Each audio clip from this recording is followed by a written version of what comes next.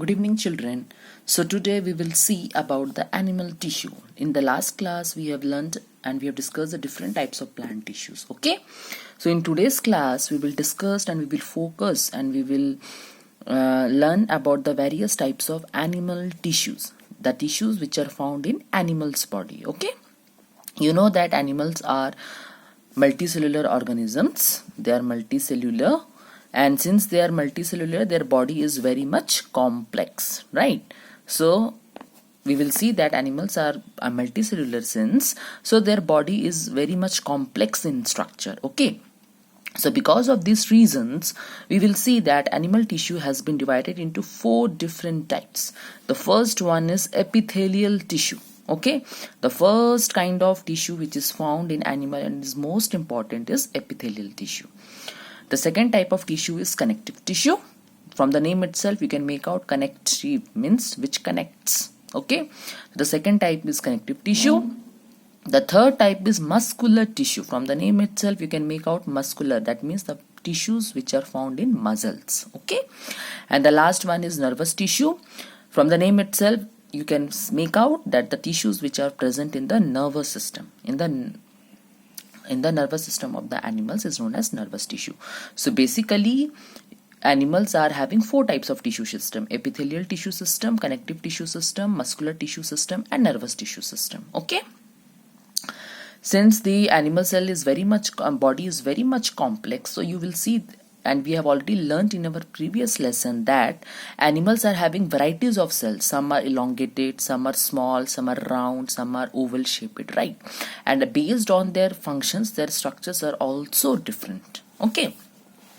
So in today's class, we will mostly discuss about the epithelial tissues. Okay, we will only discuss about the epithelial tissue. What is epithelial tissue and what are the different types of epithelial tissue and how they look like and what are their functions.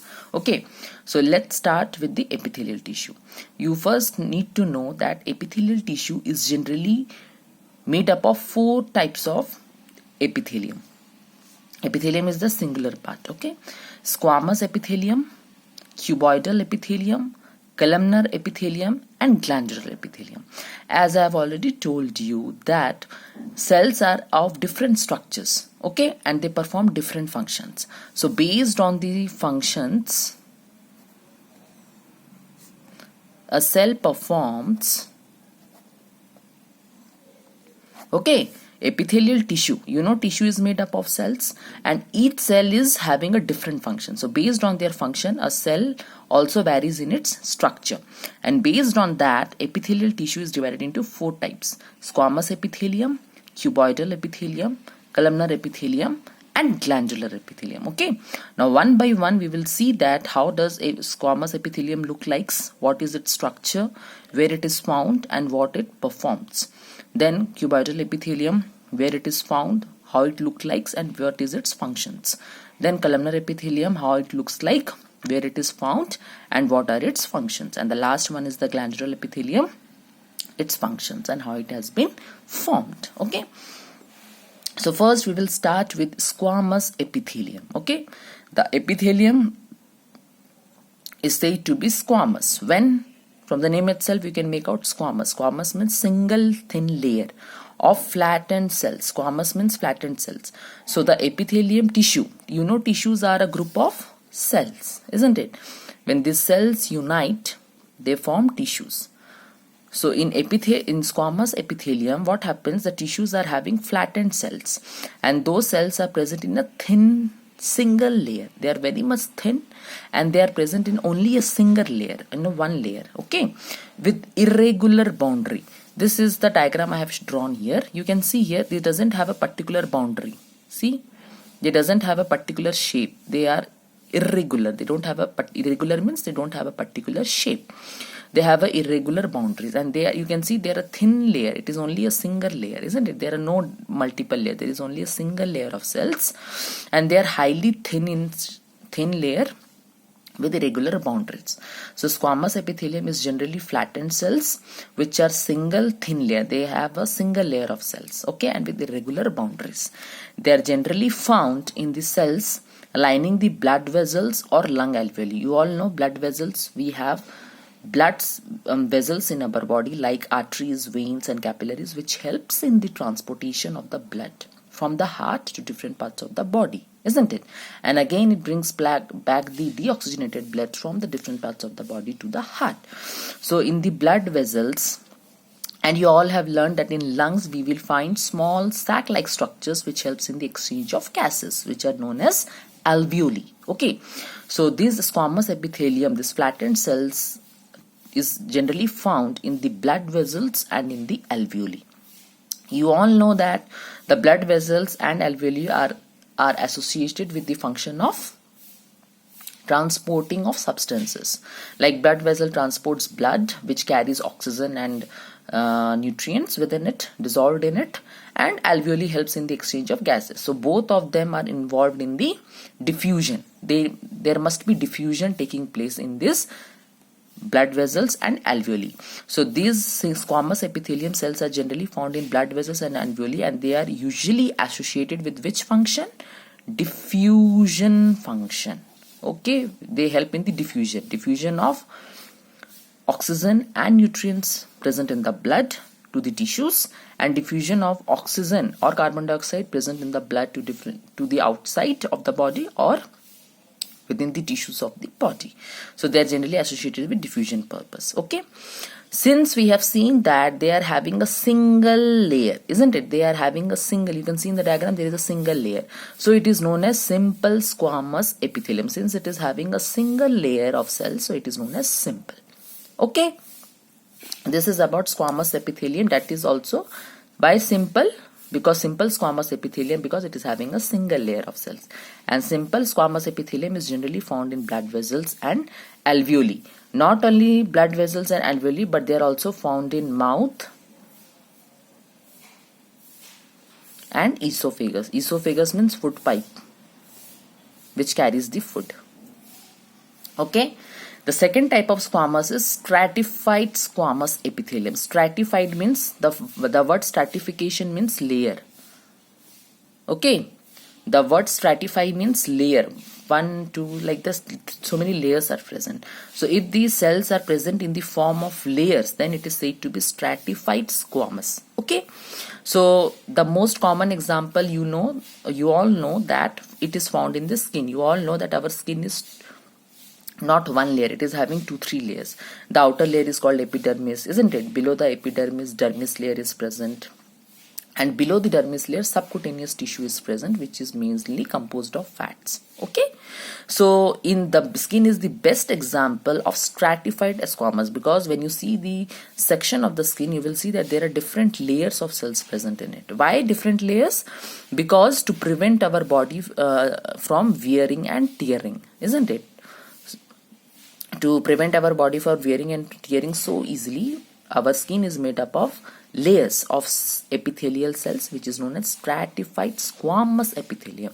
Stratified because it is in many layers. It is found in many layers. Squamous means these are flattened cells. These are, see here also I have drawn the diagram of stratified squamous epithelium. See, there are so many layers. 1, 2, 3, 4, 5. So many layers are present. So they are squamous, they are flattened cells, you can see the flattened cells, but since they are present in layers, so they have been termed as stratified squamous. So stratified squamous is generally present in the skin. Okay, you can see the cells are arranged in a pattern of layers.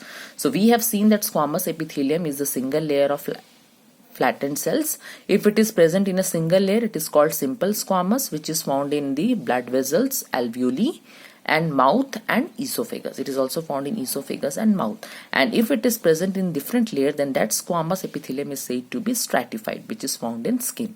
So squamous is of 2 types, simple squamous and stratified squamous. Simple means 1 layer, which is found in mouth and esophagus. Stratified means many layers. Understood? Okay. Now the second type of cell epithelium we have already I have already told you, is cuboidal epithelium. From the name itself, you can make out that, ma'am, epithelial means it's the tissue, and since this tissue is made up of cube-like cells, so they are said to be cuboidal epithelium. Okay, so these are also made up of a single layer of cells, and those cells are cube-like, so they are said to be cuboidal epithelium. They are generally found in the kidney tubules. You must have learnt in 7th grade, okay, that kidney is made up of nephrons. Okay, and these nephrons are having a tube-like structures. When you will go to higher classes, you will see that it is having a tube-like structures. This kidney tubules. So they are generally found in the kidney tubules and ducts of salivary glands. You know that we have salivary glands which helps in the secretion of saliva. Okay, so you can see, since you know that it is present in kidney tubules and it is present in salivary glands, so you can say me that, ma'am, since they are present in kidney, so you all know that kidney helps in the disposal of the waste material outside our body. Okay, what it does, it absorbs the extra water and essential nutrients present in the blood back into the blood itself. Okay, so you can say that, ma'am, since they are present in the kidney and salivary gland, so we can say that their function must be absorption and secretion. Like in salivary glands, they secrete saliva, and absorption means in kidney tubules they absorb the extra water which is being excreted out through the urine, or extra essential elements like sodiums, ions, and potassium ions. So since according to its presence only, you can say that, ma'am, they help in the absorption and secretion. Okay, not only that, they also provide mechanical support.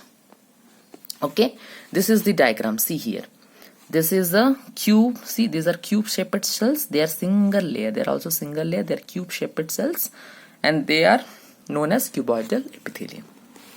Understood? The third type of cell is columnar epithelium. Column means it is a kind of cell.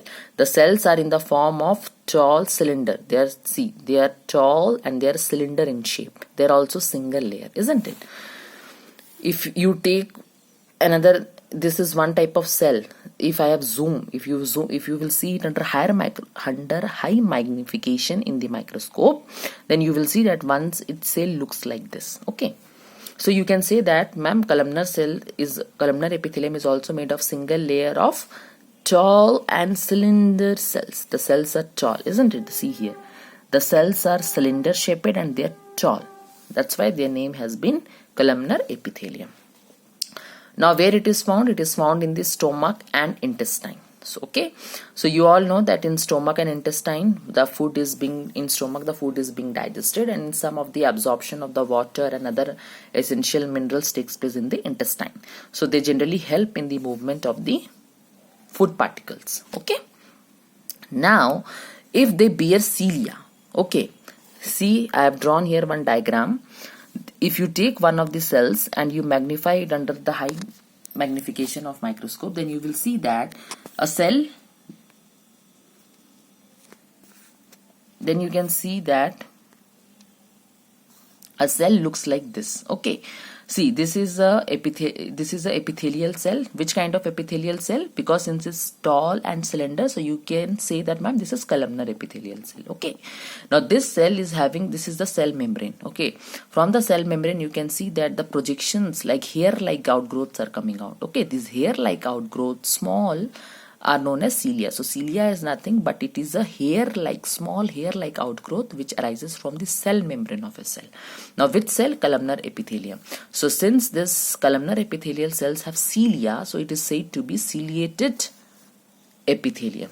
Okay, see, I have written here ciliated epithelium. Why? Because they have cilia. Okay, so they are generally found in the bronchioles and fallopian tubes. You know that lungs, when you must have learnt in your previous class about the structure of the respiratory system. It consists of trachea. It starts with trachea. It will divide into bronchus, bronchioles, and all. So inside the bronchioles, these columnar epithelial cells are present bearing cilia. Not only there, in fallopian tubes also. Fallopian tube is a reproductive part in females. Okay, when you will go to you must have learned, or when you will go to higher grades, you will learn that fallopian tube is nothing. It is a part of the female reproductive tract system. So this carries this ciliated columnar epithelium. And I've told you, since they have hair-like outgrowth, so they help in the movement of particles or mucus. You know, in the respiratory tract, mucus is present in the lungs, so they help in the movement of the mucus in a specific direction. They help in the movement of particles. That particle may be mucus particle, or that particle may be foot particle, or anything according to its presence. Okay. So if the columnar cell doesn't have cilia, they are said to be simple columnar epithelium, and if they have cilia, then it is said to be ciliated columnar cells, which is found in the bronchioles and fallopian tubes, where they are responsible for the movement of the particles or mucus in a specific direction. Okay. And the last type is glandular epithelium. From the name itself, you can say that, ma'am, it is gland. It forms gland, and the function of the gland is secretion. So you will see that some of the cuboidal or the squamous epithelial cells, they further, when they mature, they further specialize themselves, they further modify themselves into a special structures called glands, and they are said to be glandular epithelium. Okay. Now glands are a portion of the epithelial tissue folds inwards. It will fold inwards. Suppose this is epithelial tissue, so it will fold inwards and it will form glands, and these glands are multicellular. When you will go to higher classes, you will learn that there are two types of glands: exocrine glands and endocrine glands, based on the certain features. Okay, so glandular epithelium is nothing but these are the special type of epithelial cells which have been modified themselves to form glands, and they are known as glandular epithelium, and their function is secretion. They helps in secretion. Okay, so we have seen that animal tissues are of 4 types, and we have discussed about the epithelial tissue, which is of 4 types based on its structure: squamous epithelium, which is flattened cells; cuboidal epithelium, which is cube shaped; columnar epithelium, which is tall and cylinder cell, which are having tall and cylinder cells; and glandular cells, because they takes the shape of a gland and they helps in secretion. Now, based on its structure and where it is present, there are different functions. Squamous epithelium, since they may be simple or they may be stratified. If they are present in a single layer like mouth and esophagus, then it is said to be simple squamous epithelium. If it is present in many layers, then it is said to be stratified squamous epithelium, which is found in skin. See, this is simple epithelium which is found in esophagus, mouth, and they are also found in blood vessels and lung alveoli, and these are stratified epithelium which is found in the skin, isn't it? Then we have learned that cuboidal epithelium is made up of cube-like of cells, since they are present in kidney tubules and salivary glands. So they are generally associated with the absorption and secretion purpose, but they are also helping in mechanical support. These are cube-like cells. Then third type is columnar, because they have tall and cylinder cells. They are generally found in the stomach and intestine, and if they have cilia on their surface, then it is said to be ciliated columnar epithelium, which is found in the bronchioles and fallopian tubes, etc., which helps in the movement of the particles or mucus in a specific direction. And the last type is glandular epithelium, which says that sometimes the epithelial cells specialize themselves for secretion and they forms gland. Such type of epithelium is said to be glandular epithelium. I hope you must have understood it properly.